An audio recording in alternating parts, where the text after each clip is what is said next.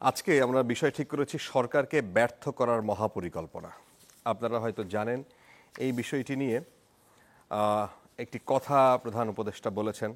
তিনি বলেছেন যে এই সরকারকে ব্যর্থ করার জন্য, অকার্যকর করার জন্য বিশাল অর্থে বিশ্বব্যাপী এবং দেশের প্রত্যেকটি স্থানে প্রতিটি প্রতিষ্ঠানে এক মহাপরিকল্পনা প্রতি মুহূর্তে কার্যকর রয়েছে। তাদের একটি বড় চেষ্টা হচ্ছে আমাদের মধ্যে বিভেদ সৃষ্টি করা। পতিত সরকারের নেতৃবৃন্দ যারা এই দেশ থেকে বিপুল পরিমাণ অর্থ পাচার করে নিয়ে গেছে, সেই অর্থে বলিয়ান হয়ে তারা দেশে ফিরে আসার জন্য চেষ্টা করে যাচ্ছে। প্রধান উপদেষ্টার এই কথা নিয়েই আজকে আমরা বিষয় ঠিক করেছি। আমরা বিষয় নিয়ে কথা বলতে চাই। আমাদের সাথে অতিথি হিসেবে রয়েছেন জনাব কৃষিবিদ শামীমুর রহমান শামীম, তিনি গবেষণা বিষয়ক সম্পাদক বিএনপি। রয়েছেন জনাব মাসুদ কামাল, সিনিয়র সাংবাদিক, এবং রয়েছেন জনাব মোহাম্মদ আবুল কালাম আজাদ মজুমদার, তিনি প্রধান উপদেষ্টার উপপ্রেস সচিব। আপনাদের তিনজনকে স্বাগত জানাচ্ছি।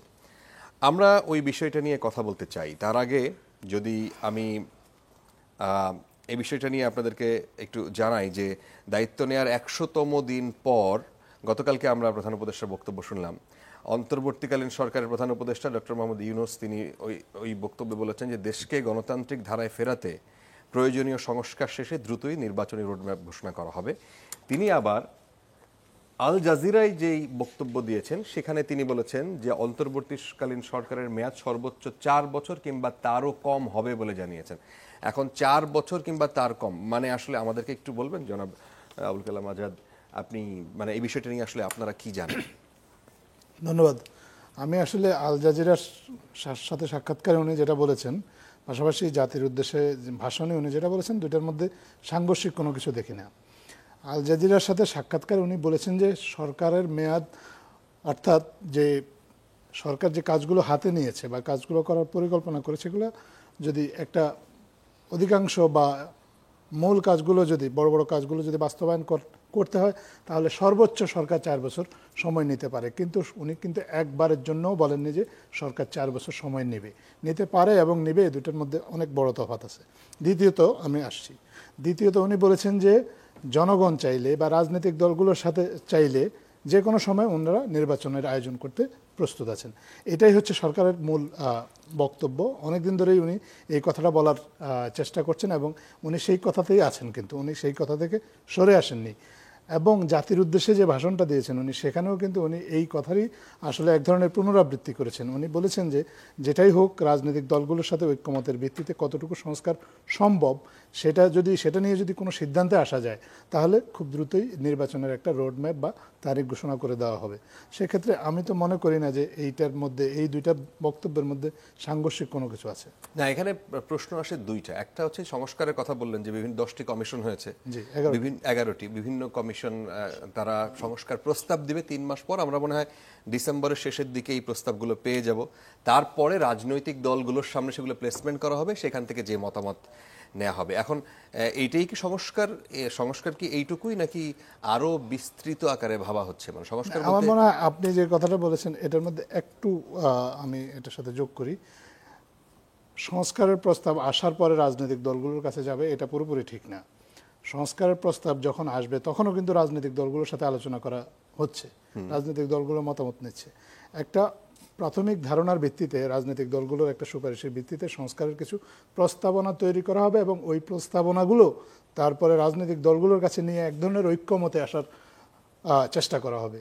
ওই ঐক্যমতের ভিত্তিতে যদি দেশের যে এই মুহূর্তে সক্রিয় যে রাজনৈতিক দলগুলো আছে তারা যদি বলে যে আমরা এই সংস্কারগুলো এই মুহূর্তে চাই, সব সংস্কার কিন্তু এই সরকার করতে পারবে না, এটা কিন্তু মাননীয় প্রধান উপদেষ্টার বক্তব্যও আছে। কিছু সংস্কার আছে যেগুলো পরবর্তী সরকার করবে এবং কিছু সংস্কার আছে আসলে ধারাবাহিকভাবে আরও পরবর্তীতে যে সরকারগুলো আসবে তারা করবে। এখন রাজনৈতিক দলগুলোর সাথে আলোচনা করে যে সিদ্ধান্তটা নেওয়া হবে সেটা হচ্ছে যে ঠিক কতটুকু সংস্কার এই সরকার করবে। যেই প্রস্তাবগুলো আসবে সেই প্রস্তাবগুলো থেকে বাছাই করে সুনির্দিষ্ট কিছু প্রস্তাবনা নিয়ে রাজনৈতিক দলগুলোর সাথে আলোচনা হবে। সেখানে একটা সিদ্ধান্ত বা ঐক্যমতে আসার চেষ্টা করা হবে যে ঠিক কতটুকু সরকার করবে এবং সেই যতটুকুই রাজনৈতিক দলগুলো অ্যালাউ করবে সরকারকে বা যতটুকু রাজনৈতিক দলগুলো সুপারিশ করবে সেইটুকু করার জন্য কতটুকু সময় লাগবে সেটাও রাজনৈতিক দলগুলোকেই ঠিক করতে হবে। আমরা বারবার সরকারকে প্রশ্ন করছি যে নির্বাচন কবে হবে, আমরা কিন্তু রাজনৈতিক দলগুলোকে এই প্রশ্ন করছি না যে আপনারা নির্বাচনটা ঠিক কবে চান। আমি আসছি। এই প্রশ্নটা কিন্তু সরকারের পক্ষ থেকেও রাজনৈতিক দলগুলোর কাছে রাখা হবে সংস্কারের প্রস্তাবগুলো আনার পর, যে আমার কাছে এই প্রস্তাব আছে, এই প্রস্তাবগুলোর মধ্যে আপনারা কোন প্রস্তাবগুলো মনে করেন গ্রহণযোগ্য, কোন প্রস্তাবগুলো বাস্তবায়নযোগ্য এবং বাস্তবায়নের জন্য সময় কতটুকু, এই বিষয়গুলো আলোচনা না করে এখন যদি সরকারের মতো করে একটা তারিখ দিয়ে দিল কিন্তু কোনো আলোচনা সমালোচনা বা কোনো কিছুই হলো না, তাহলে তো আর এই যে আমরা যে নির্বাচনটা চাচ্ছি, এমন একটা নির্বাচন ব্যবস্থা চাচ্ছি, নির্বাচন তো অবশ্যই চাচ্ছি, পাশাপাশি আমরা চাচ্ছি যে একটা নির্বাচন ব্যবস্থা, যেই ব্যবস্থাটা এই নির্বাচনের পরেও অন্য আরও যে নির্বাচনগুলো আসবে সেই নির্বাচনগুলোতেও ফলো করা হবে, সেটা কিন্তু আর হবে না। এই জন্যই সংস্কারের কথাটা আসছে। সংস্কারের কথাটা শুধুমাত্র এই নির্বাচনের সাথে সম্পর্কিত নয়, পরবর্তী নির্বাচনগুলোর সাথেও সম্পর্কিত। আপনি সরকার প্রধান, কিন্তু আমি একটু সময় নিচ্ছি, সরি, যেন সরকার প্রধান একটা কথা কিন্তু বলেছেন যে সাংবাৎসরিক যে রাজনৈতিক সংকটগুলো আসে, সাংবাৎসরিক একটা শব্দ উনি ওনার বক্তব্য উল্লেখ করেছেন, এই সংকটগুলো যাতে তৈরি না হয়, 2-1 বছর পরই দেশ যাতে কোনো পলিটিক্যাল ক্রাইসিসের মধ্যে পতিত না হয়, সেজন্য একটা নির্বাচনী ব্যবস্থা বা একটা সুনির্দিষ্ট ব্যবস্থা ওনারা তৈরি করে দিতে চান, যেটা পরবর্তীতে দেশকে একটা নির্দিষ্ট গতিপথের দিকে এগিয়ে নিয়ে যায়। আচ্ছা, আসবো আপনার কাছে। জনাব শামীম, আপনাকে যদি এই প্রশ্ন করি, আজকে মহাসচিব তিনিও বেশ উষ্মা প্রকাশ করেছেন। তিনি বলেছেন যে আমরা আশাহত এই সরকারের এই সিদ্ধান্তে বা এই বক্তব্যে, বিশেষ করে তিনি যে বক্তব্যটি আল জাজিরায় দিয়েছেন যে 4 বছর, এখন 4 বছরের কম কতদিন সেইটি আসলে পরিষ্কার করা যায় নাই। আপনারা কতটা আশ্বস্ত? ধন্যবাদ আপনাকে। আমার সাথে রয়েছেন বিজ্ঞ আলোচক, বিশিষ্ট সিনিয়র সাংবাদিক মাসুদ কামাল সাহেব, দেশের বরেণ্য সাংবাদিক। আমার সাথে রয়েছেন মাননীয় প্রধান উপদেষ্টার deputy press secretary Abul Kalam Azad Majumdar ভাই, আর আমাদের সাথে যারা রয়েছেন দেশ বিদেশে, সবাইকে আমার বক্তব্যের শুরুতেই আমি শুভেচ্ছা, সালাম এবং আন্তরিক অভিনন্দন জানাচ্ছি। আপনি যে প্রশ্নটি আমাকে করেছেন প্রাসঙ্গিক। আজকে গতকালকের মাননীয় প্রধান উপদেষ্টা মহোদয়, আমাদের অত্যন্ত শ্রদ্ধেয় ব্যক্তিত্ব, নোবেল লরিয়েট, আমাদের দেশের জন্য গর্ব অহংকার, তিনি গতকালকে যে বক্তব্য রেখেছেন, নির্বাচনের ট্রেন ছেড়ে দিয়েছে। আর আজকের আল জাজিরাতে তার যে বক্তব্য, 4 বছরে মানুষের মেয়াদে সংস্কার করে নির্বাচনটা দেওয়ার একটা প্রেক্ষাপট তিনি তুলে ধরেছেন। এই দুইটা বক্তব্যকে জনগণের কাছে একটা মিস মেসেজ অলরেডি কিন্তু চলে গেছে।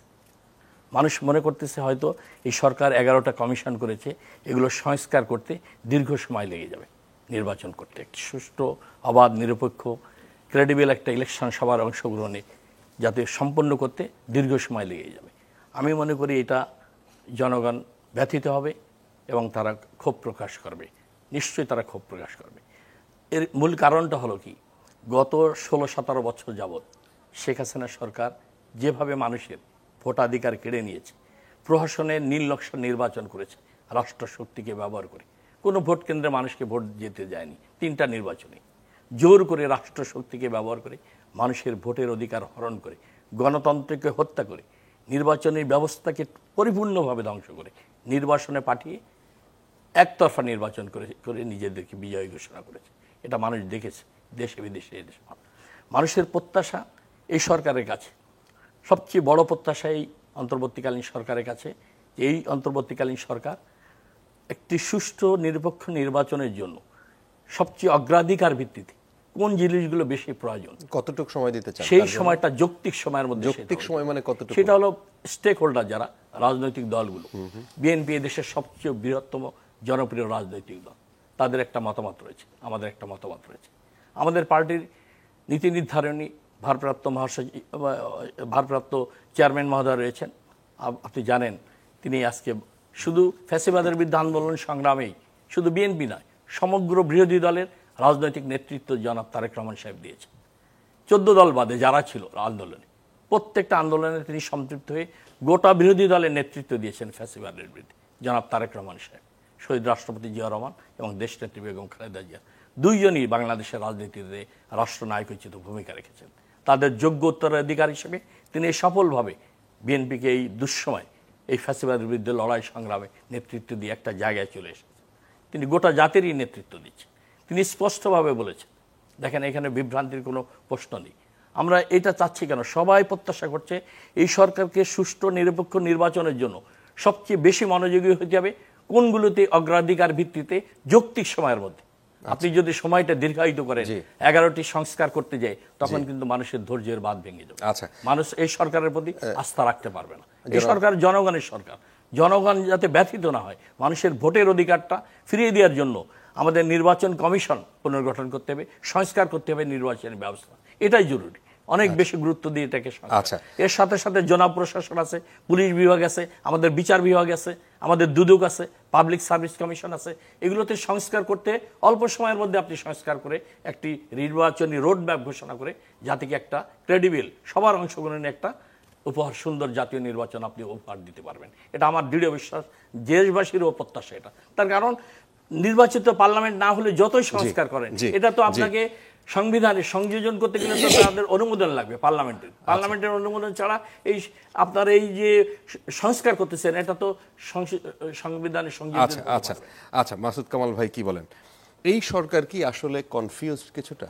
তারা কি করবেন, কোন জায়গাটায় সংস্কার করবেন, কত দূর সংস্কার করবেন, কোন পর্যন্ত সময় নেওয়া উচিত? এখন পর্যন্ত এক একজন বিচ্ছিন্নভাবে, বিক্ষিপ্তভাবে বলার চেষ্টা করেছেন, আবার তাদের বক্তব্য ফিরিয়ে নিয়েছেন যে আমাদের মেয়াদ কতটুকু হবে। আপনার কি মনে হয়? না, আমার কাছে এদেরকে কনফিউজ মনে হয় না, কনফিউজ মনে হয় না। আমার কাছে মনে হয় ওনারা যে চাচ্ছেন, ওনাদের একটা সমস্যা হলো কি, আমি যেটা বুঝি আর কি, ওনারা আসলে কতটুকু বহন করতে পারবেন এটা ওনারা খেয়াল করেন না। মানে বড় একটা বোঝা মাথা নিয়ে, মানে বোঝা বানিয়ে ফেলেছেন বড়, ওটা উনি বহন করে যেতে পারবেন কি না এটা ওনারা খেয়াল করেন নাই। এটা আমার কাছে মনে হয়েছে। ডালপালা অনেক ছড়াই ফেলেছেন, শাখা পোশাকে অনেক ছড়াই ফেলেছেন, ওগুলি গুটাই আনতে সময় লাগবে। অতটুকু সময় ওরা আদৌ পাবে কি না এটা ওনার এই সম্বন্ধে ওনাদের কোনো ধারণা নাই। ধারণা নাই কীরকম আমি বলি আপনাকে, অগাস্ট মাসে ওনাদের যে পাবলিক আছে, ওনাদের যে গ্রহণযোগ্যতা ছিল, যে জনপ্রিয়তা ছিল, এটা কিন্তু সেপ্টেম্বরে কিছুটা কমেছে, এটা কিন্তু অক্টোবরে আরও কমেছে, নভেম্বরে এসে আরেকটু কমেছে, এবং এটা কমতে থাকবে। এখন উনি যদি ওই সময়ের মানসিকতা নিয়ে কাজ শুরু করেন তাহলে কিন্তু ওনারা পারবেন না। কারণ ওই সময় দেখেন, আমি একটা সিম্পল একটা এক্সাম্পল দিয়ে বলি আপনাকে। প্রথমে যদি উনি বলতেন যে আমি 20 বছর থাকবো, তাও কেউ কিছু বলতো না, বলতে পারে ঠিক আছে ভাই, খুব ভালো আছেন, এতদিন পলিটিক্যাল গভর্নমেন্ট দেখছি, বিরক্ত হয়ে গেছি, এক স্বৈরাচার রেখে আরেক স্বৈরাচার চাই না, আপনারা থাকেন। আপনি কিন্তু বলতেছিল তখন শুরুর দিকে, আপনি খেয়াল করবেন, আপনার নিশ্চয়ই খেয়াল আছে। ধীরে ধীরে কি হচ্ছে, ধীরে ধীরে মানুষের তার কাছে কিন্তু কিছু অব্যক্ত আশা ছিল যে আমি এটা বলার দরকার কি, তো বাই ডিফল্ট পাবো। সেটা কি, দ্রব্যমূল্য কমবে, কারণ চাঁদাবাজি থাকবে না, আইন শৃঙ্খলা ব্যবস্থা ভালো হবে, কারণ মাস্তানি থাকবে না, কত কিছু প্ল্যান তাদের। যখন এগুলো না পাওয়া শুরু করলো, তখন মানুষটা ধীরে ধীরে ধীরে ধীরে তার প্রতি আগে সেই সমর্থনটা থাকলো না। যত সরকারের প্রতি মানুষের সমর্থন কমবে, তত পলিটিক্যাল পার্টিগুলির দিক থেকে চাপ বাড়বে, যেটা এখন হচ্ছে পুরো ব্যস্তানুপাতিক আর কি। যে সরকারের প্রতি সমর্থন একটু কমতেছে, বিএনপি চাপ দিচ্ছে ইলেকশন দাও, কারণ বিএনপি তো অনন্তকাল অপেক্ষা করবে না রে ভাই। বিএনপি তো একটা পলিটিক্যাল পার্টি, বিএনপি তো মনে করে এই সরকার এখন যা চালাচ্ছে তার চেয়ে ভালো আমি চালাতে পারবো, কিন্তু বিএনপি বিশ্বাস করে, এবং বিশ্বাস করে বলে বিএনপিটা করতে চাচ্ছে। আমি যদি বিএনপিকে খুব একটা সৎ পলিটিক্যাল পার্টি ধরি, যে বিএনপি কোনো চুরিচামারি করবে না, জবরদখল করবে না, আওয়ামী লীগের মতো করে আবার করবে না, আমি যদি এরকম ধরে নেই, তাহলেও তো বিএনপি গভর্নমেন্টকে সাপোর্ট করবে না। কারণ বিএনপি বলবে ওদের যে আমি ভালো চালাবো, এবং বিএনপি বলবে ওরা সংস্কার করবে, আমি তো আরো 2 বছর আগে সংস্কার প্রস্তাব দিয়ে রাখছি, আমিও তো চাই সংস্কার করবো। ওরা যেদিন থেকে সংস্কার কথা বলতেছে তার 2 বছর আগে থেকে আমি এটা গবেষণা করতেছি। বিএনপির সংস্কার প্রস্তাব একদম খারাপ না, আপনি 31 দফা পড়ে দেখেন, খারাপ না তো, কারো প্রস্তাবে খারাপ না, লিখিত প্রস্তাব কারোটাই খারাপ হয় না, বাস্তবায়নের সমস্যা হয়। তো ঠিক আছে, তারা বলবে যদি এই গভর্নমেন্ট ভালো চালাতে পারতো তাহলে কিন্তু বিএনপি এখনো বলতো আমরা যৌক্তিক সময় দিব, বিএনপি বলতো যদি ভালো চালাতে পারতো। কারণ তখন বিএনপি মনে করতো এরা তো ভালো চালাচ্ছে, এখন যদি আমি এদেরকে বলি তাহলে পাবলিক আমার সঙ্গে থাকবে না, তারা এটা বলতো। কিন্তু এই সরকার তো ভালো চালাতে পারছে না কেন? তারা কারণ হলো উনি যে উপদেষ্টা মন্ডলীগুলি নিয়েছেন, they are not capable at all, তারা ক্যাপেবল না।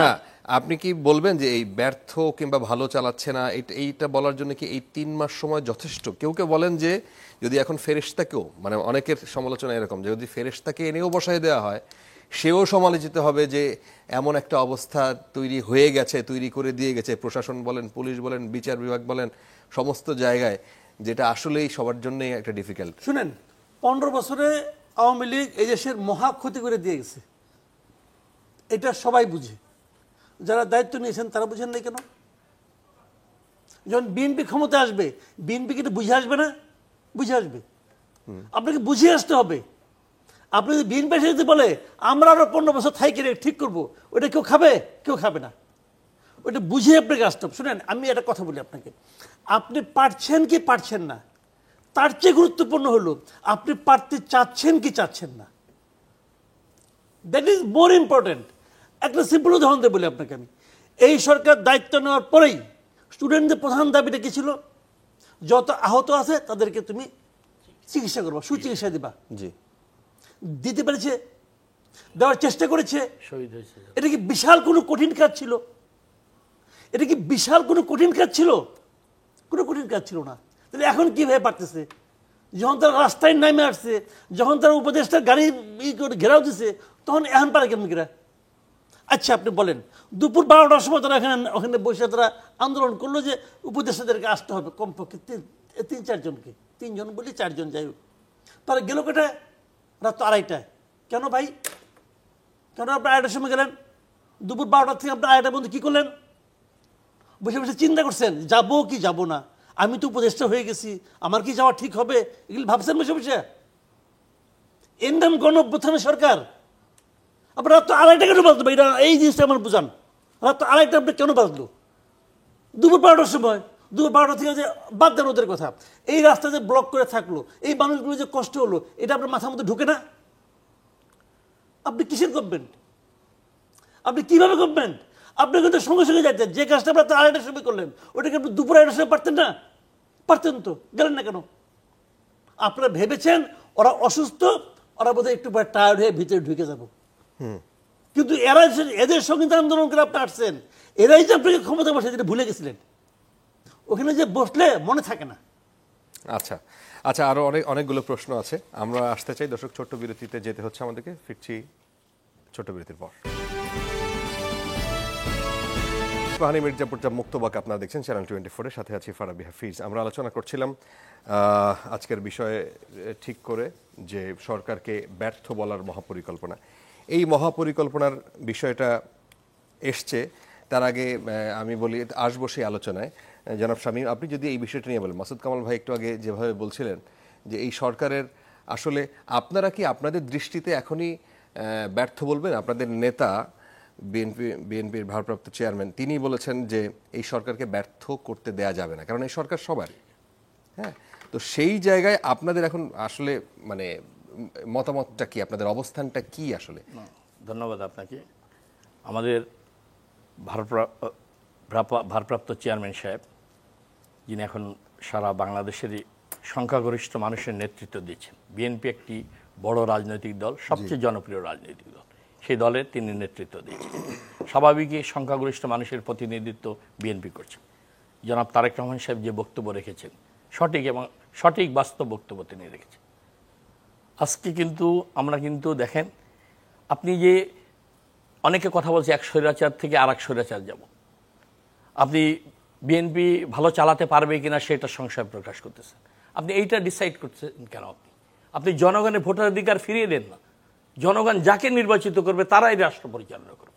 এটাই তো গণতন্ত্রের সৌন্দর্য, ডেমোক্রেটিক সিস্টেমই তো এটা। আমরা গণতন্ত্রকে যদি প্রাতিষ্ঠানিক রূপ দিতে চাই, জনগণের ভোটাধিকার অবশ্যই ফিরিয়ে দিতে হবে।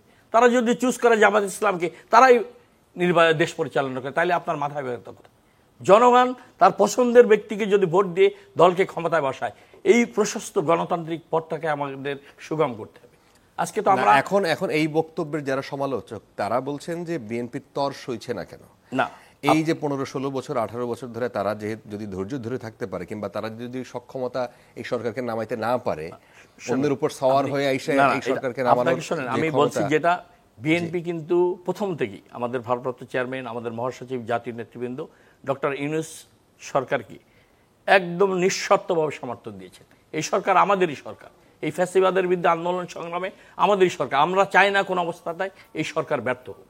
এই সরকারকে আমরা সফল করার জন্য সব সহযোগিতা করব। কিন্তু প্রশ্ন হলো এখানে, আপনাকে প্রধান বিরোধী দল যেটা বড় রাজনৈতিক দল, তাদের মতামতের ভিত্তিতে যদি আপনি সংস্কারগুলো না করেন, সংস্কার করতে গিয়ে সময় যদি দীর্ঘায়িত করেন, 4 বছর 3.5 বছর, জনগণের ধৈর্যের বাঁধ ভেঙে যাবে। এই সরকারে কিন্তু সেই জনপ্রিয়তা, সেই সমর্থন তার জনগণের পক্ষে থাকবে না। আপনাকে মনে রাখতে হবে বিএনপি সংখ্যাগরিষ্ঠ জনগণের প্রতিনিধিত্ব করে একটি বড় জনপ্রিয় রাজনৈতিক দল। আচ্ছা, আজকে সেটার জন্য আমি বলছি আপনি স্বল্প সময়ে গুরুত্বপূর্ণ বিষয় একটি সুষ্ঠু নির্বাচনের জন্য যেগুলো গুরুত্বপূর্ণ সংস্কার করা প্রয়োজন সেগুলো করে জনগণের ভোটাধিকার ফিরিয়ে দিন। যারাই নির্বাচিত হবে তারাই রাষ্ট্র পরিচালনা করবে। জি আজাদ ভাই, এই বিষয়টা নিয়ে আপনারা আসলে কি বলবেন? সেই সময়টা, এর আগের প্রশ্নটাও একই রকম ছিল কাইন্ড অফ, সেই সময়টা আপনারা কতটুকু, এই যে যৌক্তিক সময় বলছেন, কোন সময় এসে জিজ্ঞেস করবেন উপদেষ্টা, প্রধান উপদেষ্টা যে এইবার আসেন, আপনারা বলেন যে আপনারা কতটুকু সময় আমাদেরকে দিতে চান, এই রিপোর্ট আসার পরে নাকি এখনই বলবেন? ধন্যবাদ। আমি আপনার এই প্রসঙ্গে আসবো, তার আগে বিরতির আগে আমার শ্রদ্ধেয় বড় ভাই মাসুদ কামাল ভাই বেশ কিছু কথা বলেছেন। আমি মনে করি দুই একটা কথা আমাদের দিক থেকে একটু পরিষ্কার করা দরকার। প্রথমত উনি বলেছেন যে মাননীয় প্রধান উপদেষ্টা যদি অগাস্ট মাসে বলতেন যে আমি 20 বছর থাকবো, জনগণ মেনে নিত, এটা ঠিক নয়। আমরা দেখেছি যে বিপ্লবের গণ অভ্যুত্থানের কয়েকদিন পরেই একটা জনসভায় বিএনপির পক্ষ থেকে 3 মাসের মধ্যে নির্বাচন দাবি জানানো হয়েছিল। তো বিএনপির মতো একটা বৃহত্তর রাজনৈতিক দল যখন 3 মাসের মধ্যে নির্বাচন দাবি করে, তখন যদি দেশের নতুন দায়িত্বপ্রাপ্ত প্রধান উপদেষ্টা বলে যে আমি 20 বছর ক্ষমতায় থাকবো, তাহলে দেশে আরেকটা সংঘাতের দিকে দেশ ধাবিত হতো, যেটা কোনোভাবেই কাম্য ছিল না। এবং এ ধরনের বক্তব্য আমি মনে করি না যে মাননীয় প্রধান উপদেষ্টা দিতেন কখনো, বা এ ধরনের বক্তব্য দেওয়ার কোনো আসলে কারণ আছে। না, তিনি বলেছেন এটা কথার কথা। না, কথার কথা তো এখানে মানুষের টেন্ডেন্সি এমন ছিল, 72 ঘন্টা সরকার নাই একটা দেশে, সেই সময়ে একটা সরকার দরকার ছিল, এবং তিনি যেহেতু সর্বজন গ্রাহ্য একজন ব্যক্তি ছিলেন। আপনি ওনাকে ওন করতে পারেন, বাট আমি ওনার এই বক্তব্যটাকে নিচ্ছি না। I am not sharing his opinion. কারণ মানুষের কথা যদি আপনি বলেন, আমরা এখানে আলোচনা করছি যে মানুষের তো দেশের অন্যতম জনপ্রিয় রাজনৈতিক দল হচ্ছে বিএনপি। মানুষের প্রতিনিধি, তারা মানুষকে প্রতিনিধিত্ব করে, দেশের একটা বৃহৎ অংশকে তারা প্রতিনিধিত্ব করে। তারা যখন একটা বক্তব্য দেয়, তখন আপনাকে তো সেটাকে মানুষের বক্তব্য হিসেবেই ধরে নিতে হবে। মানুষকে তো আমরা আলাদাভাবে যে জিজ্ঞেস করা সম্ভব না যে আপনার বক্তব্য কি। আমাদের দেশের যে প্রধান রাজনৈতিক দলগুলো যারা মানুষের প্রতিনিধিত্ব করে, তারা যে বক্তব্য দেবে সেটাকে আমরা মনে করি মানুষের বক্তব্য। কারণ তারা মানুষের প্রতিনিধিত্ব করে। উনি আরেকটা, আমার বড় ভাই, উনি আরেকটা কথা বলেছেন যে কতটুকু করতে পারবে এটা সরকার জানে না। এই বিষয়টা ঠিক, সরকার নিজে জানে না যে সরকারের পক্ষে কতটুকু করতে পারবে। কারণ আপনি যদি মাননীয় প্রধান উপদেষ্টার যদি জাতির উদ্দেশ্যে দেওয়া ভাষণটা যদি দেখেন, উনি কিন্তু ওখানে বলেছেন যে আমরা সবটুকু করতে পারবো এটুকু আমরা নিশ্চিত নেই। সংস্কারের অনেকগুলো, উনি বলেছেন যে সরকার হয়তো যা করতে পারে তার চেয়ে অনেক বেশি দায়িত্ব নিয়ে ফেলেছে। সংস্কারের কিন্তু যে প্রস্তাবগুলো, কি কি ক্ষেত্রে সংস্কার হবে, এই প্রস্তাবগুলো কিন্তু রাজনৈতিক দলগুলোর কাছ থেকে এসেছে। এখানে প্রথমে 6টি কমিশন, আজকে আরও 5টি কমিশন ঘোষণা করা হয়েছে। এছাড়াও আরও বিভিন্ন সেক্টরে সংস্কারের অনেক প্রস্তাব এসেছে, যেগুলা সরকারের সক্ষমতার ঘাটতি থাকার কারণে সরকার গ্রহণ করতে পারেনি, কিন্তু সরকার মনে করে যে ওই খাতগুলোতেও সংস্কার প্রয়োজন। এখন আপনি যে প্রশ্নটাতে করেছেন, আমি সেই প্রশ্নটাতে আসি, কিন্তু ওর সাথে ওই প্রশ্নের সাথে একটু জুড়ে দেই যে সর্ববৃহৎ রাজনৈতিক দল যদি বিএনপির কথা বলেন, বিশেষ করে গত 2 মাস ধরে বিএনপি বলে আসতেছে যে তারা যত স্বল্প সময়ে পারুক এই যে বিচার, পুলিশ, অ্যাডমিন আর হচ্ছে নির্বাচন ব্যবস্থা, এইটুকু ঠিক করলে যেন তারা নির্বাচনটা দিয়ে দেয়, একটা রোড ম্যাপ অ্যাটলিস্ট ঘোষণা করুক। সেই জায়গায় সেটা নিয়ে তো সরকারের সাথে বিএনপির কোনো দ্বিমত নেই। সরকার কিন্তু বলেছে যে সংস্কার যে কমিশন গঠন করা হয়েছে তাদেরকে 3 মাস সময় দেওয়া হয়েছে। 3 মাসের মধ্যে 1.5 মাস এর মধ্যে অতিক্রান্ত হয়েছে, আর 1.5 মাস সময় আছে। তারা আশা করা যাচ্ছে নির্ধারিত সময়ের মধ্যে তারা তার প্রস্তাবগুলো দেবে। প্রস্তাবগুলো পেলেই সবগুলো প্রস্তাব সরকার বাস্তবায়ন করতে বসে যাবে, বিষয়টা তো এরকম না। এই প্রস্তাবগুলো থেকে কি কি প্রস্তাব বাস্তবায়নযোগ্য, কি কি প্রস্তাবের ব্যাপারে রাজনৈতিক দলগুলো একমত, রাজনৈতিক দলগুলো মনে করে একটা গ্রহণযোগ্য নির্বাচন করে দিতে হলে কি কি প্রস্তাব প্রয়োজন, সেটা নিয়ে তাদের কাছে যাবে। এবং কালকের ভাষণে কিন্তু সেই কথাটাই বলা আছে যে তারা যখন এই বিষয়ে তাদের সিদ্ধান্তটা জানাবে, সিদ্ধান্তটা রাজনৈতিক দলগুলোর কাছ থেকে আসবে, তারা যখন তাদের সিদ্ধান্তটা জানাবে তখন সরকার নির্বাচনের একটা তারিখ ঘোষণা করবে। রোড ম্যাপ কিন্তু এক ধরনের ঘোষণা করা হয়েছে, শুধু তারিখটা ঘোষণা করা হয়নি, তাই না? এখানে এটা হচ্ছে সরকারের দিক থেকে বক্তব্য। আর আপনি যে প্রসঙ্গটা বলেছেন, আমি ওই প্রসঙ্গটাতেই বলি, আপনি একটু আগে এটাই আসলে জানতে চেয়েছেন। জি, আমি এবার মাসুদ কামাল ভাইয়ের কাছে জিজ্ঞেস করি। আপনি যে বললেন, আপনার কি মনে হয় যে এই সরকার, যেহেতু ডক্টর ইউনূস দায়িত্ব নেওয়ার সময় বলেছে যে ছাত্রদের কথা বিশেষভাবে উল্লেখ করেছে, ছাত্র জনতা তাকে এই সরকারকে বসিয়েছে, তো সেই ছাত্রদের কথা, সেই ছাত্রদের সাথেও এখন দেখছি যে আমরা বিরোধপূর্ণ এক ধরনের সম্পর্কের দিকে যাচ্ছে। উপদেষ্টা নিয়োগের ক্ষেত্রে আমরা দেখলাম যে নতুন করে আমার আলোচনা, তারা বলছেন যে আমরা চাই না এদেরকে। এখন কাদের সাথে আলোচনা করে উপদেষ্টাদেরকে অনবোর্ড করা হচ্ছে, এবং এই যে এখন পর্যন্ত যে বেসিক জায়গাগুলো যে তারা ঠিক করতে পারে না, বিশেষ করে দ্রব্যমূল্য এবং আইন শৃঙ্খলা পরিস্থিতি, এর জন্য এই সরকার সম্পর্কে আপনার মন্তব্য এবং তার বক্তব্য নিয়েও যদি আপনি বলেন যে আপনার সাথে সে এই জিনিসটা দ্বিমত করেছে। না, উনি যারা দ্বিমত করছে এটা নিয়ে আমার কোনো বক্তব্য নেই। বক্তব্য নেই কেন আমি বলি আপনাকে। তাহলে 20 বছর মানে আমি একটা সেন্টিমিটার কথা বলেছি, এটা 20 না 21 না 17, এটা কোনো ফ্যাক্টর না এখানে। আর মির্জা ফখরুল যে কথাটা বলেছিলেন যে 3 মাসের মধ্যে নির্বাচন চাই, ওটা মির্জা ফখরুল বলেছিলেন বটে, কিন্তু মির্জা ফখরুল কিন্তু এখন আর ওই অবস্থানে নাই। এরপরে কিন্তু একবারও বলেননি, একবারই বলছিলেন, ওটা হয়তো উত্তেজনার বশবর্তী হয়ে বলছেন, অনেক কিছুই বলছেন। কিন্তু পরে যখন বুঝছেন, মানুষের সেন্টিমেন্ট যখন দেখছেন, মানুষের সেন্টিমেন্ট কিন্তু মির্জা ফখরুলের পক্ষে ছিল না ওই সময়। ওই সময় বড় মানুষের সেন্টিমেন্ট ছিল এই অন্তর্বর্তীকালীন সরকারের পক্ষে, যে কারণে এটা মির্জা ফখরুল বুঝতে পেরেছেন, বুঝে উনি ব্যাক গিয়ারে গেছেন, কোনো প্রবলেম নেই। তো আমি যেটা বলতে চাই সেটা হলো যে ওই সময়ে এই সরকার আসা মাত্র মানুষের একটা যে বিশাল প্রত্যাশা, সেই প্রত্যাশাটা ছিল এই সরকারকে ঘিরে, যে কারণে মানুষকে ওই সময় যারা যা বলতো তাই শুনতো কিন্তু ধরে রাখতো না। যখনই সমস্যায় পড়তো তখনই অন্য কথা কইতো, না ভাই আপনি তো পারেন নাই। এটা হতেই থাকবে, এটা পৃথিবীর সব সরকারেরই হয়। যতই দিন যাবে তার জনপ্রিয়তা কমতে থাকবে, এবং এই সরকারেরটা খুব দ্রুত কমতেছে কোনো। আমি বলি আপনাকে, দেখেন আমাদের এখানে কিন্তু এই ধরনের এই ফরম্যাটের গভর্নমেন্ট আগে কম হয়েছে তা কিন্তু না, 91 হয়েছে, নাম যাই থাক, বিষয় তো এইটাই, একটা ইলেকশন করার জন্য একটা গভর্নমেন্ট আসছিল। তারপরে আপনার 96 হয়েছে, 2001 হয়েছে, 2008 হয়েছে। ওই প্রত্যেকটা সরকারগুলি, অনির্বাচিত যে সরকারগুলি আসছে এর আগে, প্রত্যেকটা সরকার কিন্তু প্রথম 3 মাসে এই ঝামেলা পড়ে নাই। এই সরকার প্রথম 3 মাসে পড়ে গেছে, এবং ভেরি ইন্টারেস্টিংলি এই 3 মাসে কিন্তু আওয়ামী লীগ নাই। ওই প্রত্যেকটা সরকারের সময় কিন্তু 2টা পলিটিক্যাল পার্টি ছিল, বড় 2টা পলিটিক্যাল পার্টি। এই সরকারের আমলে কিন্তু আওয়ামী লীগ নাই। জামাত তাকে সাপোর্ট দিয়ে যাচ্ছে এক টাকারে, জামাতের মুখে একটাই পর্যন্ত কোনো কথা পাবেন না যা নাকি সরকারের বিরুদ্ধে যায়। বিএনপিও ইদানিং অল্প অল্প করে বলতেছে, তার মানে এই বিএনপি ওই দেখুন উনি কিন্তু বলতেছে এটা আমাদের সরকার, তার মানে কি সবাই এই সরকারের সাপোর্ট দিচ্ছে। এত সাপোর্টও ধারণ করার ক্ষমতা এই সরকারের নাই। যদি থাকতো তাহলে দ্রব্যমূল্য এরকম হইতো না। আপনি এক অজুহাত দিয়ে লাভ নেই রে ভাই, আওয়ামী লীগ অজুহাত দিছে, কি অজুহাত দিচ্ছে? ইউক্রেন যুদ্ধ, করোনা বলছে। লজিক্যালি আপনি প্রুভ করতে পারবেন যে করোনা অনেক ক্ষতি হয়েছে, ইউক্রেন যুদ্ধ অনেক ক্ষতি হয়েছে। সাধারণ মানুষকে এটা বিশ্বাস করছে? সাধারণ মানুষ কিনতে যায় যে ক্লান্ত হয়েছে, সেই ক্লান্তিকে একটু কমছে? কমে নাই, এইবারও কমে নাই।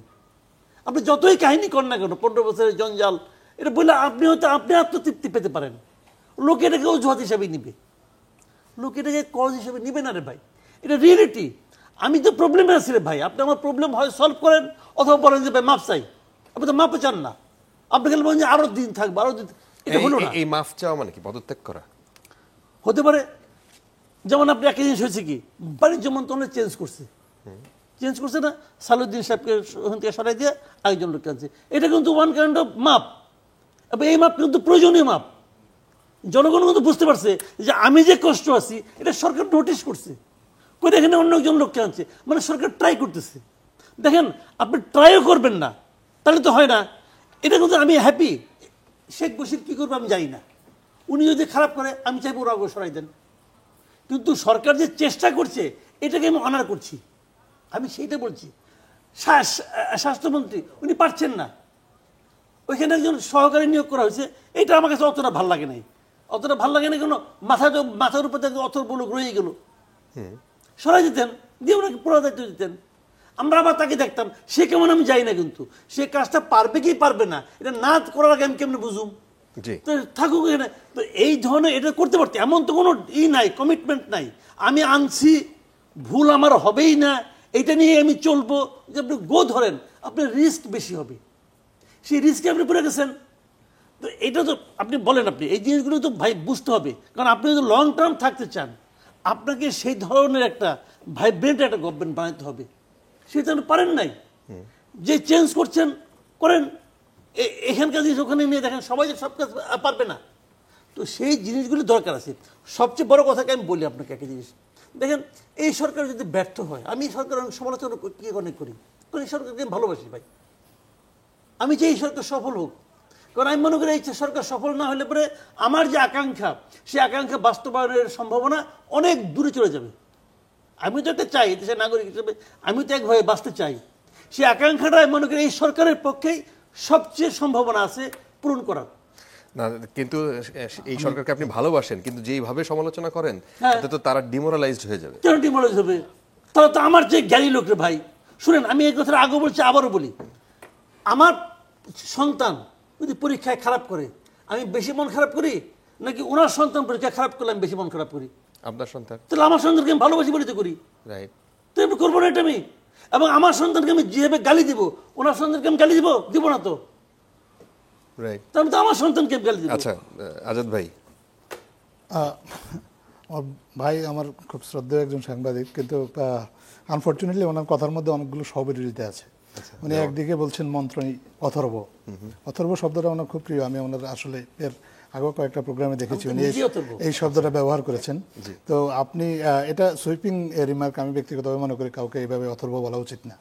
আর যদি উনি বলেও থাকেন, উনি আবার বলছেন যে উনি এই সরকারকে ভালোবাসেন, তো উনি জেনে শুনে একজন অথর্বকেই ভালোবাসছেন। তো যখন উনি একজন অথর্বকে ভালোবাসবেন জেনে শুনে, তাহলে এই সরকারের কিছু কাজের দায়িত্ব ওনাকেও নিতে হবে। আর আবার একদিকে উনি বলছেন যে সরকার ট্রাই করছেন, উনি এটাকে অনার করছেন, আবার বলছেন যে সরকার গোঁ ধরে বসে আছেন। তো এই ধরনের স্ববিরোধিতা আমি মনে করি যে সমালোচনার স্বার্থে সমালোচনা। সরকার ট্রাই করছে, সরকারের যেটুকু সম্ভব সরকারের পক্ষে। দ্রব্যমূল্য নিয়ে মাননীয় প্রধান উপদেষ্টা গতকালকেও বলেছেন যে আমাদের মধ্যে কোনো লুকোছফা নেই। উনি কিন্তু কোনো অজুহাত দেখাননি। উনি বলছেন যে অজুহাত দেখাচ্ছে, কিন্তু উনি অজুহাত দেখাননি। উনি বলেছেন দ্রব্যমূল্য নিয়ে যে মানুষের কষ্ট হচ্ছে এটা উনি স্বীকার করেছেন। স্বীকার করে সরকারের মতো করে সরকার চেষ্টা করছে। গতকালকেও আমরা এই মাননীয় প্রধান উপদেষ্টার ভাষণ প্রচারের আগে সরকারের যে কজন গুরুত্বপূর্ণ উপদেষ্টা যারা দ্রব্যমূল্যের সাথে সংশ্লিষ্ট, তারা একসাথে বসে মিটিং করেছেন, তারা কাজ করেছেন। তারা কিছু গুরুত্বপূর্ণ সিদ্ধান্ত নিয়েছেন যাতে দ্রব্যমূল্য মানুষের কাছে সহনীয় থাকে, সাপ্লাই চেইনটা ঠিক থাকে, মধ্যস্বত্বভোগীদের দৌরাত্ম্য কমে, ইত্যাদি আরও অনেক কিছু পদক্ষেপ যেগুলো এই মুহূর্তে বাস্তবিকভাবে নেওয়া যায়, এগুলো ওনারা নেওয়ার চেষ্টা করেছেন এবং তারা নিচ্ছেন। আর উনি যেভাবে বলেছেন যে দ্রব্যমূল্য একেবারে অনেক বেড়ে গেছে, বিষয়টাও ওইরকম না। দ্রব্যমূল্য দুই একটা পণ্যের দ্রব্যমূল্য, হ্যাঁ, আমার কাছে তাই মনে হয় যে নিত্য প্রয়োজনীয়। আপনি নিজে বাজার করেন? আমি নিজে বাজার করি, জি। আমার কাছে মনে হয় যে আমরা যেই বাজারটা যে গত কয়েক বছর ধরে করে আসছি, দ্রব্যমূল্য অনেকদিন ধরেই উঁচু। বাজারের ট্রেন্ড ওইরকমই আছে? বাজারের ট্রেন্ড ওইরকম নাই, ওই রকমের চেয়ে কিছু কিছু পণ্যের দাম বেড়েছে। এটা নিয়ে তো আমরা যারা সরকারে আছেন তারা কিন্তু স্বীকার করেছেন যে এটা নিয়ে কোনো লুকোচাপা নেই, এবং এটা নিয়ে যে মানুষের কষ্ট হচ্ছে সরকার প্রধান নিজে কালকে সেটা স্বীকার করেছেন। তো এখন আপনি স্বীকার করেছেন, এইটাও স্বীকার করেছেন যে আইন শৃঙ্খলা পরিস্থিতি তারা নিয়ন্ত্রণ করতে পারছেন না। আইন শৃঙ্খলা পরিস্থিতির নিয়ন্ত্রণ করতে পারছেন না, এটা বিষয়টা পুরোপুরি এরকম না। আইন শৃঙ্খলা পরিস্থিতির আস্তে আস্তে উন্নতি হচ্ছে, এটা সরকার প্রধান বলেছেন। আপনি দেখেন যে সরকার যে অবস্থায় দায়িত্বটা নিয়েছেন, সেই অবস্থায় দেশ একটা অরক্ষিত দেশ ছিল। মাননীয় প্রধান উপদেষ্টা বলেছেন 1,20,000 পুলিশ আওয়ামী লীগ সরকার নিয়োগ দিয়েছেন গত 15 বছরে। এই পুলিশগুলোই কিন্তু দায়িত্বে আছে। তাদেরকে আস্তে আস্তে তাদের কনফিডেন্স ফিরিয়ে আনা, তাদেরকে কাজের মধ্যে এঙ্গেজ করা, তাদের বদলি, তাদের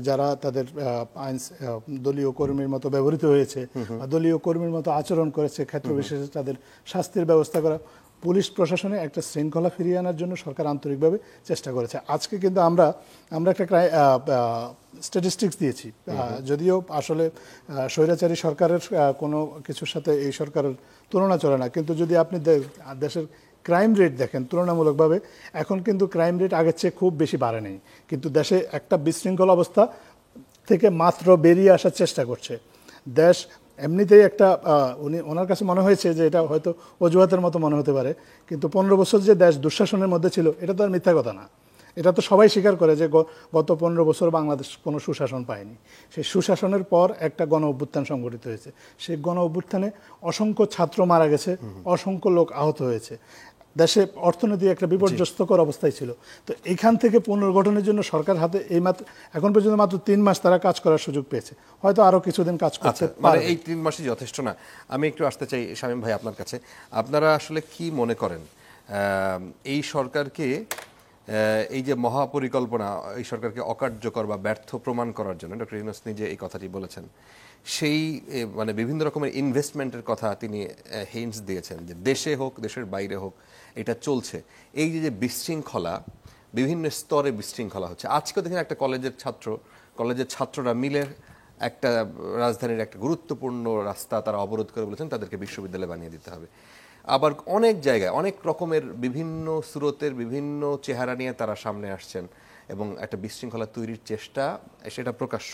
আপনারা কি মনে করেন যে আসলেই এই ব্যাপারটা ঘটছে এই সরকারকে ব্যর্থ করার জন্য? প্রথমেই আমি বলি যে এই সরকারকে বিএনপি নিঃশর্ত সমর্থন দিয়েছে, এখনো দিয়ে যাচ্ছে।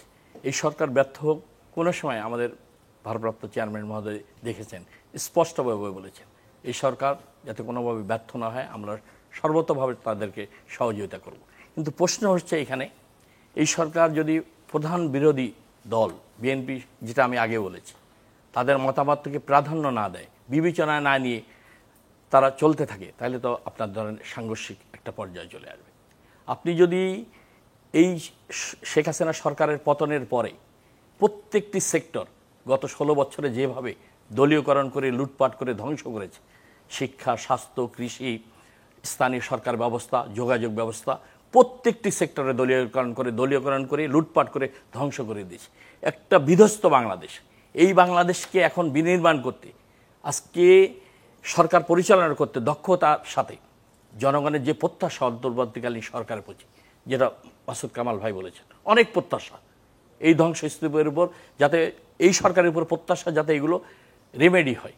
জনগণ আজকে দেখেন দ্রব্যমূল্য না, কিন্তু আমি বলছি যে এই যে উনি বলেছেন যে ইনভেস্টমেন্ট হচ্ছে, চেষ্টা করা হচ্ছে বিশৃঙ্খলা তৈরির চেষ্টা, সেটা পাহাড়ে হোক সমতলে হোক বিভিন্ন সম্প্রদায়ে হোক, সেটা তো অবশ্যই স্বীকার করেন। আপনার পার্শ্ববর্তী দেশে আমাদের শেখ হাসিনা এখনো অবস্থান করছে, সেখান থেকে অডিও ক্লিপ আসছে যে হুমকি দিচ্ছে সে আবার দেশে ফিরে আসে, সে তাদেরকে দেখে নেবেন, এই ধরনের কথা বলতেছে, আমরা দেখছি। কিন্তু সবচেয়ে বড় প্রশ্ন হলো এখানে আপনার যে এই ধ্বংসস্তূপের উপর বাংলাদেশ দাঁড়িয়ে আছে, এই জায়গা থেকে এই দেশটাকে, সবার তো এই দেশ, সবাইকে ঐক্যবদ্ধ করে জাতীয় ঐক্যমতের ভিত্তিতে আপনাকে রূপরেখা তৈরি করে, নির্বাচনী রোডম্যাপ তৈরি করে জাতির সামনে কিন্তু এই অন্তর্বর্তীকালীন সরকারকে সুস্পষ্ট করতে হবে। তা নাহলে জনগণের মাঝে একটি বিভ্রান্ত, সংশয় এবং আশঙ্কা তৈরি হবে যে এই সরকার হয়তো অনির্বাচিত সরকার দীর্ঘায়িত করতেছে ক্ষমতার সংস্কার নামে। মানুষের কাছে একটা মিস মেসেজ যাবে। মানুষের প্রত্যাশা হচ্ছে কি, আজকে দ্রব্যমূল্য দেখেন, এই সরকার শেখ হাসিনার সরকার চলে গেছে, এই দ্রব্যমূল্য হু হু করে বেড়েছে। উনি যে বলছে যে না দ্রব্যমূল্য বাড়ে না, এটা ঠিক না। ব্যাপকভাবে দ্রব্যমূল্য, আপনি এগ্রিকালচার সেক্টরে, আপনার এগ্রিকালচার সেক্টরে দেখেন সারের দাম কি পরিমাণ বেড়েছে, কৃষি উপকরণ আজকে কি পরিমাণ বেড়েছে কয় মাসে। কৃষকরাও উৎপাদনের উপকরণগুলো এত যদি দাম বেড়ে যায়, তাহলে তো কৃষকরা উৎপাদন ব্যবস্থায় ফিরে যেতে পারবে না। আমাদের সাবসিডি নাই পর্যাপ্ত কৃষকের। আজকে বড় মৌসুমে সারের ক্রাইসিস, দেশে 8টি সার কারখানা বন্ধ। বিগত সরকার কোনো সার কারখানা সংস্কার করেনি, উৎপাদন আনে, বিদেশ থেকে লক্ষ লক্ষ কোটি টাকা সার ইম্পোর্ট করে আনছে। এখন আশঙ্কা হচ্ছে, এফএও আশঙ্কা প্রকাশ করছে বাংলাদেশে বড় মৌসুমে যদি ঠিকমতো চ্যানেলগুলোতে আপনার সার ডিস্ট্রিবিউট করা না হয়, কৃষকদের হাতে পৌঁছানো না হয়, ব্যাপক উৎপাদন হ্রাস হতে পারে, তাতে করে খাদ্য চাহিদা সংকট তৈরি হতে পারে বাংলাদেশ। তারা অগ্রিম আশঙ্কা ব্যক্ত করেছে। আজকে কিন্তু এটা হচ্ছে দ্রব্যমূল্যের ঊর্ধ্বগতিতে 8.5 কোটি মানুষ, গরিব মানুষ, ক্ষুধা দারিদ্রতাকে নিয়ে বসবাস করছে। আজকে তাদের জন্য আমরা কি করতে পারছি? এই যে সিন্ডিকেট, বড় বড় ব্যবসায়ীরা, বসুন্ধরা, আপনার সিটি গ্রুপ, ফ্রেশ, তারপরে হলো বাবুল সাহেবের যারা সিন্ডিকেট রাষ্ট্রীয় পৃষ্ঠ পতাকা ছিল বিগত কয়েক বছর, লুটপাট করে দেশের টাকা পাচার করেছে। বাণিজ্য মন্ত্রণালয় থেকে, প্রধানমন্ত্রীর পরিবার থেকে তারা আশীর্বাদ পুষ্ট জনগণের রক্ত শোষণ করে, তাদের কি এই সরকার ধরতে পেরেছে? তারা তো স্পষ্ট রয়েছে এখনো। এই সিন্ডিকেট তো দ্রব্যমূল্যর ব্যবসায়ী সিন্ডিকেট, সরকারের রাষ্ট্রীয় পৃষ্ঠপোষকতা তারা রয়েছে। তাদের একজনকে ধরতে পেরেছে এই সরকার? পেরেছে? কেন দ্রব্যমূল্যের উদ্যোগ করতে হচ্ছে? যারা এই সরকার গেলে এদেরকে ধরবেন, অবশ্যই তাদেরকে ধরতে হবে। এরা লুটেরা, এরা খুনি। এই খুনির শেখ হাসিনার 16 বছরের শাসনকে দীর্ঘায়িত করেছে এই বড় বড় ব্যবসায়ীরা, বড় বড় ব্যবসায়ী মালিকরা। এরা ধরাছোঁয়ার বাইরে রয়েছে। এই অন্তর্বর্তীকালীন সরকার যদি আজকে 2 জনকে ধরতো, বড় বড় ব্যবসায়ী যারা লুট করেছে, আজকে সারা বাংলাদেশের মানুষ উজ্জীবিত। একটা তালিকা কিন্তু দিয়েছে তারা। আপনাকে আমি বলি, হাইকোর্ট সুইমেটো রোল দিয়েছে যে কারা দেশের টাকা পাচার করেছে 2 বার শেখ হাসিনার সরকারের সময়। কিন্তু তারা তো সরকার দেয়নি তাদের তালিকা। কেন দেয়নি? এই সরকার কেন তাদেরকে ধরতে পারছে না? যারা টাকা পাচার করেছে তারা দেশের শত্রু, জনগণের শত্রু। আচ্ছা, এই গরিব দেশের কোটি কোটি মানুষের অন্ন কেড়ে নিয়েছে। হ্যাঁ মাসুদ ভাই, এই বিষয়টা নিয়ে যদি একটু বলেন যে সরকারকে ব্যর্থ করে দেওয়ার যে একটা মহাপরিকল্পনার কথা প্রধান উপদেষ্টা বলেছেন, এটা আসলে আপনি কতটা সত্যতা আছে বলে মনে করেন? না, উনি তো ফিল করছেন, উনি কি ফিল করছেন সেটাই ইম্পর্টেন্ট। কারণ সরকার তো উনি আছেন, উনি টের পাচ্ছেন একটা মহাপরিকল্পনা চলছে, এবং সেটাকে আমি মানে উপেক্ষা করছি না, এটা হতেই পারে। এবং সেটা কীভাবে হ্যান্ডেল করতে হবে এটা কিন্তু ওনাকেই বুঝতে হবে, এটা কিন্তু আমি বুঝবো না। কারণ উনি কী কারণে ফিল করছেন এটা উনি জানেন, এবং এটা কীভাবে সমাধান করতে হবে এটাও উনি জানেন। যদি উনি সমাধান করতে না পারেন, এই ষড়যন্ত্রকে থামাতে না পারেন, তাহলে উনি থাকবেন না, তাহলে ওনার কোন পরিণতি হবে? এখন উনি যখন ওই দায়িত্বটা নিয়েছেন, আপনি যখন একটা সাইকেল চালাতে উঠবেন, তো সাইকেল কতক্ষণ চলবে এটা তো আপনার ব্যাপার। আমি দূরের থেকে দেখবো, পড়ে গেলেন আপনি, ধরুন আমি দুঃখ করবো, আহারে ভাই পড়ে গেলেন, ব্যথা পেলেন, কিন্তু আমার তার কিছু করার নাই। চালাবেন আপনি চালাচ্ছেন আপনি, কাজে আপনাকে হ্যান্ডেল করতে হবে। কীভাবে করবেন? এখন ষড়যন্ত্র থাকবে না কেন? বাংলাদেশে সরকারে একটা থাকবে আর তার বাইরে কোনো ষড়যন্ত্র থাকবে না, এটা হয়? পৃথিবীর কোথাও হয় নাকি? সবসময় হয়। বাইডেন যখন ক্ষমতা আসছে প্রথম দিন থেকে তো ট্রাম্প তার বিরোধিতা করতেছে, একই জিনিস তো এখানেও তাই। সরকার আসছে, যেদিন থেকে আসছে, আওয়ামী লীগের এত আরামের জীবন, টাকা হাত দিলেই পায়, তো সেই জীবন থেকে আপনি এসে ক্ষমতায় আসছেন, আওয়ামী লীগ আপনাকে ই করে দিব, আদর আপ্যায়ন করবো না তো, তারা তাদের মতো করে ষড়যন্ত্র করবো। উনি যে ইন্ডিয়ায় বসে আছেন, ইন্ডিয়ায় বসে বলছেন আমি যে কোনো মুহূর্তে চট করে ঢুকে পড়বো, তো ওনার তো ঢুকে পড়ার এগুলো তো ওয়ান কাইন্ড অফ কনস্পিরেসি, এগুলো তো হতেই থাকবে, এগুলো নিয়েই আপনাকে চলতে হবে। এটা বলে আপনি মানুষের সহানুভূতি আদায়ের চেষ্টা করাটা খারাপ। সহানুভূতি আপনাকে কেউ করবে না, আপনাকে টিকে থাকতে হবে।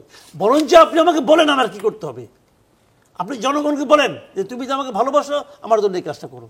যদি জনগণ ভালোবাসে আপনাকে হেল্প করবে। উনি যেদিন বলছেন তারপরে দিন তো দেখলাম যে তিতমির করে যে কিছু একটা হচ্ছে তো রে ভাই, খুব স্বাভাবিক ঘটনা হিসেবে এগুলো নিয়েন না। উনি জানেন ওনার কাছে গোয়েন্দা সংস্থা আছে, ওনার কাছে উনি জানেন ট্রাম্প ক্ষমতায় আসতেছে, ট্রাম্প আবার টুইট করতেছে, আবার মানে ইন্ডিয়া কি বলতেছে, এগুলো সবই আছে। আমরা খালি খেয়াল করব, আমরা জনগণ খেয়াল করব আপনি এটাকে ক্রাইসিস থেকে কীভাবে হ্যান্ডেল করতেছেন। যদি আপনি হ্যান্ডেল করতে না পারেন ভাই, আমি কিন্তু আপনাকে ক্ষমা করবো না। কারণ আপনার কারণে আমার দেশ ক্ষতিগ্রস্ত হবে, আমি এটা মানব না। আমার কাছে আগে দেশ, আগে আমার জীবন তো আমি আপনার হাতে উঠাই দিছি। আপনি চালাবেন কেমন চালাবেন? আপনি পারবেন না, আবার বলবেন যে কিছু বলবেন না, তা হবে না ভাই। বলবেন যে মাত্র 100 দিন, 100 দিনের মধ্যে আমার মৃত্যু হইতে পারে। আমার তো 100 দিনের মাথায় মৃত্যু হইতে পারে, আমি 100 দিনে আমার কাছে পুরো জীবন। আমি মানবো না, আমি মানবো কেন? আমি আপনাকে একদিনও ছাড় দেবো না, যেহেতু আপনি ক্ষমতায় বসছেন। বসলেন না, বসলেন কেন? আচ্ছা, আমরা একেবারে শেষের দিকে, আজিজ ভাই কিছু বলবেন? না, ভাই বলেছেন যে উনি সহানুভূতি আদায় করার চেষ্টা করেছেন, এটা ঠিক না। উনি সহানুভূতি আদায় করার চেষ্টা করেননি, আর ওনার যে কোনো সহানুভূতি নাই সেটা উনি নিজেও স্পষ্ট করেছেন। উনি সহানুভূতি আদায় করার চেষ্টা করেননি, উনি জনগণকে সজাগ থাকতে বলেছেন। উনি ওনার বক্তব্যে বলেছেন যে আপনারা সাবধানে থাকবেন। আপনার যেই ষড়যন্ত্রগুলোর কথা উনি বলেছেন, কিছু দৃশ্যমান কিছু অদৃশ্য। দৃশ্যমান যেগুলো আছে সেটা উনি একটু আগে উল্লেখ করেছেন, মাসুদ কামাল ভাইও জানেন। আরও কিছু জিনিস আছে, আপনি দেখেন যে এর আগে সরকারের যে সুবিধাভোগী যারা আছে তাদের তো একটা বড় অংশ দেশে রয়ে গেছে। দেশে 12 লক্ষ সরকারি কর্মচারী রয়েছে, কর্মচারী রয়েছে বিভিন্ন পর্যায়ে। তাদের মধ্যে সরকার প্রমোশন দিয়েছে, পরিবর্তন করেছে মাত্র 50,000। আরও 11.5 লক্ষ কর্মচারী তাদের নিজস্ব পদে রয়ে গেছেন। তো আপনাকে আমাকে সজাগ থাকার জন্য প্রধান উপদেষ্টা বলেছেন, যে কোনো পর্যায় থেকে যে কোনোভাবে আঘাত আসতে পারে। উনি আজকে একটা উদাহরণ দিয়েছেন যে তিতুমির কলেজের এটা ষড়যন্ত্র কিনা এটা সময় বলে দেবে, এটা সেই চক্রান্তের পার্ট কিনা। কিন্তু আমরা এত তাড়াতাড়ি কনক্লুশনে না আসি। আমাদের ছাত্রছাত্রীদের যে দাবি দেওয়া আছে সেটা নিয়ে কথা হচ্ছে, তাদের দাবি দেওয়ার মধ্যে ন্যায্যতা আছে কিনা সেটা দেখা যাক। সেটা তো মাত্র একদিন তারা আন্দোলন করলেন। এখনই আমরা যদি বলি যে উনি সাইকেল থেকে পড়ে যাবেন, আমি দূর থেকে দেখব, সেটাও ঠিক না। জনগণ হিসেবে আপনারও তো কিছু দায়িত্ব আছে, আপনি একজনকে সাইকেলে তুলে দিলেন, তারপর বললেন তুমি পড়ে গেলা, অতএব আমি দূর থেকে দেখে আমি বলবো যে যেহেতু তুই উঠছিস অতএব সাইকেল পড়ে গেলে ব্যথাটা শুধু তোরই লাগবে, আমার কোনো ব্যথা নাই। এটা তো মানে এটা তো এক ধরনের স্বার্থপর চিন্তা। আমি মনে করি না যে দেশের জনগণ যদি এই ধরনের স্বার্থপর আচরণ করে তাহলে সরকার তো অবশ্যই ভুগবে, সরকার পতনও হতে পারে, সাথে পাশাপাশি জনগণও কিন্তু ভুগবে। জনগণের যে ভোগান্তিটা এতদিন ছিল সেই ভোগান্তিটা আসলে কমবে না, সেটা আরও বাড়তে থাকবে। আচ্ছা শামীম ভাই 1 মিনিট। আমি যেটা বলতে চাচ্ছি যে বিএনপি, বারবারই আমি বলছি, বিএনপি সংখ্যাগরিষ্ঠ মানুষের প্রতিনিধিত্ব করে, বড় রাজনৈতিক দল, সবচেয়ে জনপ্রিয় বিএনপি। আমরা চাই, বিএনপির পক্ষ থেকে দেশবাসীও চায়, এই বৈষম্য বিরোধী ছাত্র আন্দোলন যারা রয়েছে তাদের যে সেন্টিমেন্ট, আমাদের অন্তর্বর্তীকালীন সরকারেরও যে অনুভূতি, আমাদেরই সরকার, ডক্টর ইউনূস সাহেবের সরকার, তাদের সাথে আমরা সমন্বয় করি দ্রুততম সময়ের মধ্যে যৌক্তিক বিষয়ে আমরা সংস্কার করে সুষ্ঠু নির্বাচনের মাধ্যমে বাংলাদেশকে একটি গণতান্ত্রিক শাসন ব্যবস্থায় ফিরিয়ে আনতে চাই। অনেক ধন্যবাদ আপনাদের তিনজনকে। আমার মনে হয় দর্শক যারা শুনছিলেন সবাইকে শুভরাত্রি জানানোর সময় হয়ে গেছে, আর বিবেচনা আপনাদের হাতে এই আলোচনার।